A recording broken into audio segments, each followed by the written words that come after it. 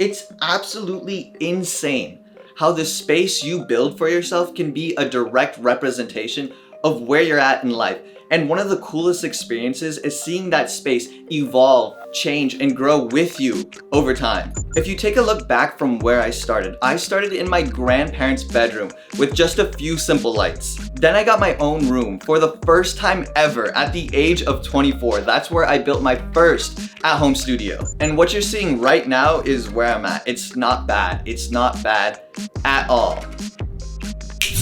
But it looks like we've leveled up again.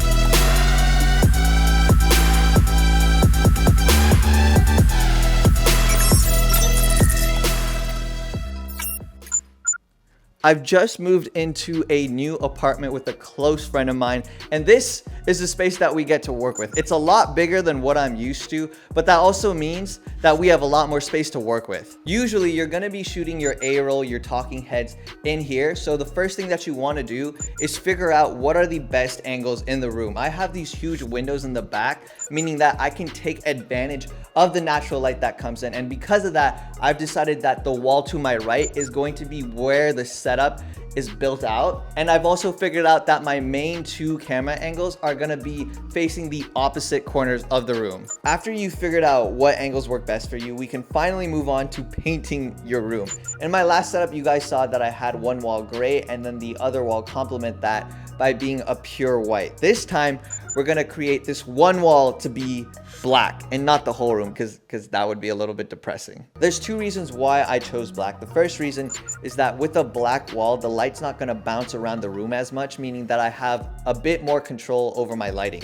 And the second is that because I think black is a good color for me that represents this next year of having deep focus, of having a relentless work ethic. There's a whole science behind how colors can affect your mood. So you should choose a color that you enjoy, that builds a positive atmosphere, but at the same time represents the ideas that you stand for. Since I painted my wall black, I decided to spray paint my drawers, my desk, my tables black as well. It's a good thing to keep in mind, especially if you're on a budget, that instead of buying completely new studio furniture for the vision that you have in your head, you can start by repainting and repurposing things that you already have. Finally, we're done with all the painting and we can actually get to building out the setup.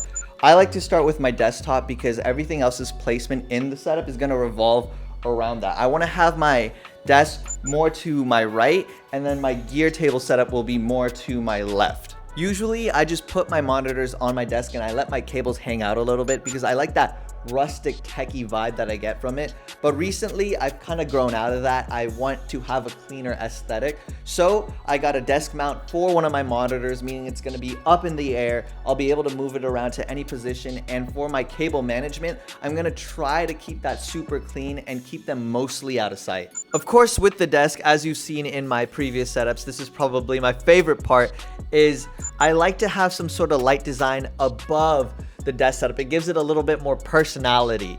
And I was thinking of lining two of these on both sides up at a 45-degree angle. The way I'm gonna do that is I'm gonna mount them with these triangle corner brackets I got at Home Depot.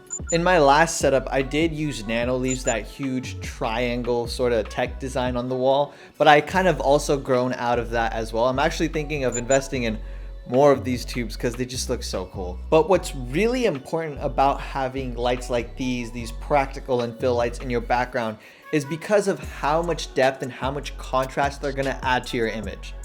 You can already see without the tubes how less of an interesting image this is. Now, if we go back, you should be able to instantly feel how much separation these tubes are creating between me and the background. And on top of that, this whole light design, this type of setup is completely customizable for you to create your own signature look. So take advantage of that. We finally have one side of the setup complete, and now we're gonna go to the other side, this side back here, and set up the gear wall and the gear table to kind of balance out the desk setup right behind me. And we're gonna do that with these black pegboards that I got. A rule of thumb that I like to keep to when I'm building my setups is to keep as many things as I can up and off the floor. That's exactly what I'm doing with my pegboards here. And the reason for that is because it's gonna give me much more space. It's gonna make my space feel less congested, less restrictive. And on top of that, it just looks cool. It keeps everything organized, and it's so easy to access whatever I want without having to constantly unpack and pack my gear.